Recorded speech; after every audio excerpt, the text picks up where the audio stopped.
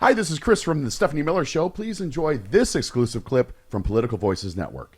Yeah, but this is all I'm saying. We're saving the world one fart joke at a time, and with my comrades, particularly Hal Sparks.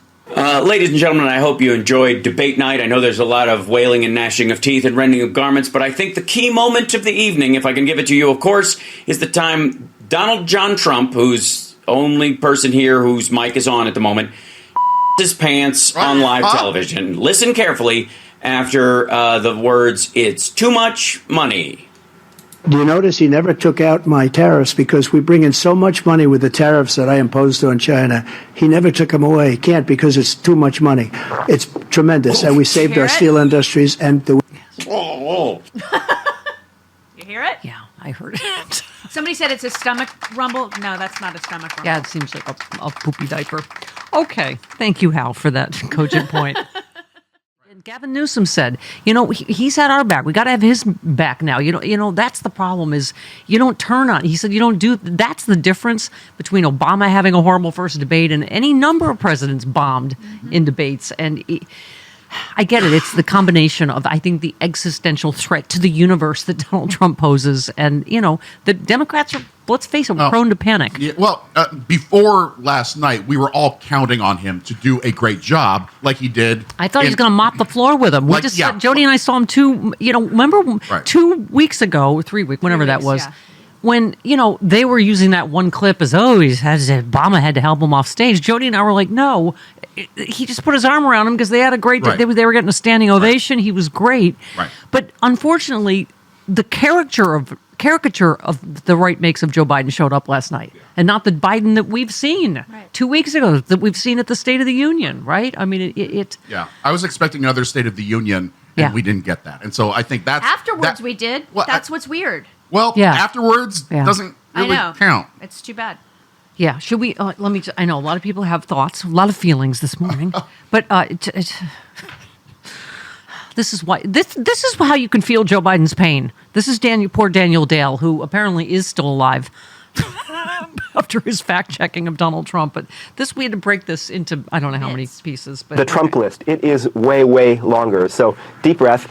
He said some Democratic states allow people to execute babies after birth, an egregious lie that is illegal in every state. He said everybody, even Democrats, wanted Roe v. Wade overturned. Roe was supported by 2/3 of Americans, even more Democrats. He said every legal scholar wanted Roe overturned, abortion returned to the states. Legal scholars have told me directly this is not true. He said the U.S. currently has the biggest budget deficit ever. No, that happened under Trump in 2020. He said the U.S. currently has a record trade deficit with China. That also happened under Trump in 2018. He said Biden personally gets a lot of money from China. Zero evidence of this. He said there were no terror attacks during his presidency. In fact, there were multiple attacks. He said Iran didn't fund Hamas, Hezbollah, other terror groups under his presidency. Iran, in fact, did.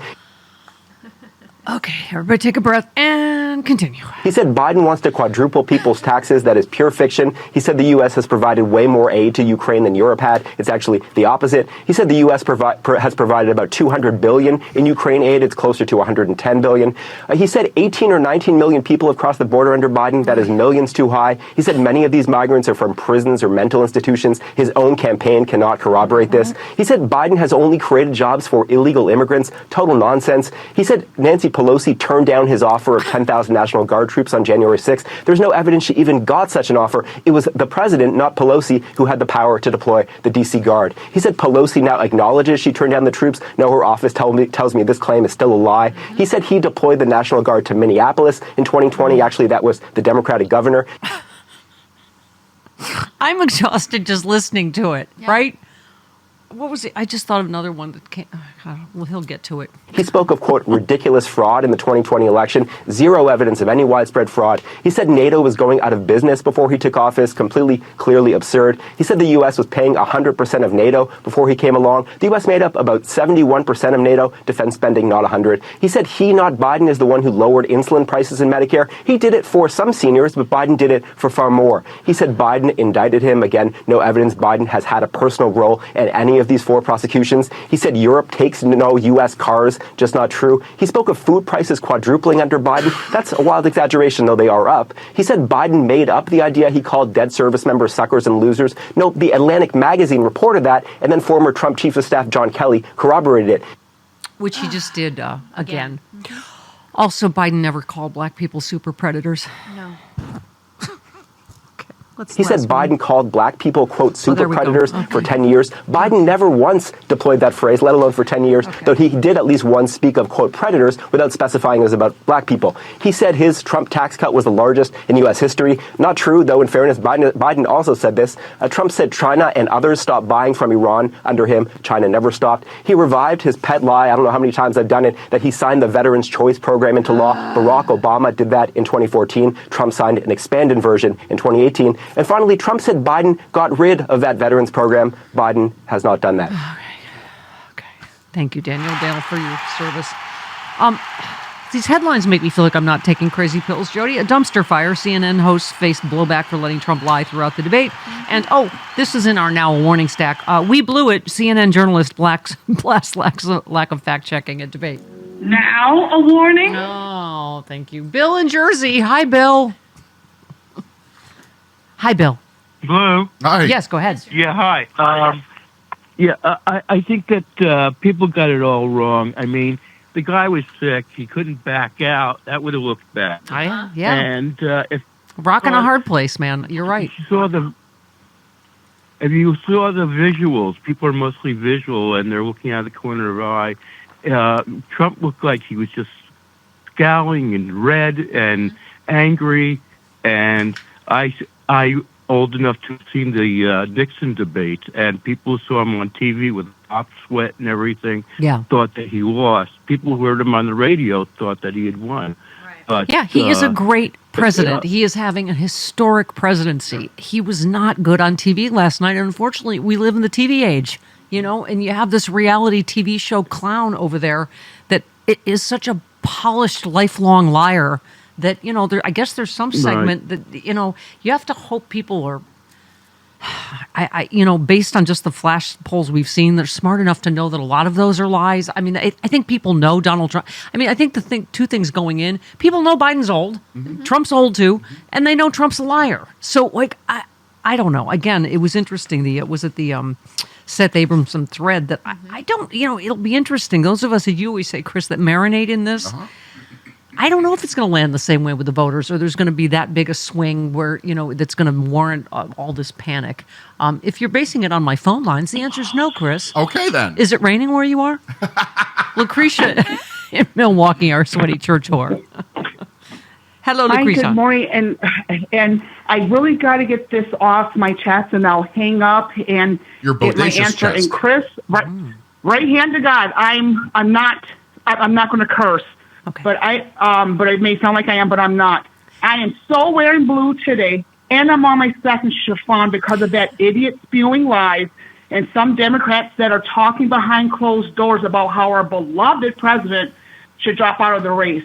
These people that are talking like this is just as bad as the ass clown Republicans talking smack about Biden in public and giving accolades in private. And to those clutching their pearls and bedwetting about this, the sweaty church horse says, calm down. Some thought it was a bad debate, but I didn't. Like Bugle Singh said last night, I'd rather have a president who needs a cough drop versus someone who needs a parole officer. Thank you. Also, I feel like no one took in consideration that and maybe didn't take in consideration. Maybe it might have just been nerves. This man, despite how those who didn't like the debate got a lot accomplished in the time he has been in office. So let's not forget that. And I find it comical the reporting Republicans are celebrating how this went. What are you celebrating exactly? Mayor McCheese spews the same bullshine every single day, and this is nothing. And so on that bag of fat, that bag of trans fat, bitching about they're wasting their time on this debate. Mother effer, no one held a gun to that Easter basket grass hair head of yours and made you do this. All right, shut the front door. You fat F. All right, listen, my stomach is too much of a mess. Lucretia just walks the tightrope every time. My stomach is already, I can't. And then you contribute to it. I know. Because you're a I was playing along. Because you're a stinker. I was doing She's a skit. scamp. I was doing a skit. Uh-huh. What was her point? Her point was I think it's a good point. That what else can we do? We got to double and triple down on having Biden's back unless and until Joe Biden makes a different decision. I mean, it's just, it's, okay. Where was it? You asked me for... Oh, yes. Okay. I think her point was sexy liberals will save the world. We will talk to John Fugelsang in just a few. That's why we had to call it Save the World Tour, because we will have to save. John Fugelsang makes a great point. He had an off night. Would any of us want to be judged on one of the worst nights of our life or worst days of our life? We all have bad nights. We all have off days. There have been a few shows that you've done that we've Ellen Smithied a couple of these. Oh, yes, mofos. We have. Would we want to be judged by those? Absolutely not. Absolutely not. You are invited to Stephanie Miller's Sexy Liberal Save the World Tour. It's the political comedy event of the year, and it's coming to a city near you. Join Stephanie Miller, the queen of progressive talk radio, along with Hal Sparks, John Fugelsang, and the comedy duo Frangela, mocking all the fascists and trolls for a tour that is hilarious, inspiring, and deeply offensive to just the right people. It's an all-new tour with all-new guests and a side-splitting evening of stand-up. Stephanie Miller's Sexy Liberal Save the World Tour.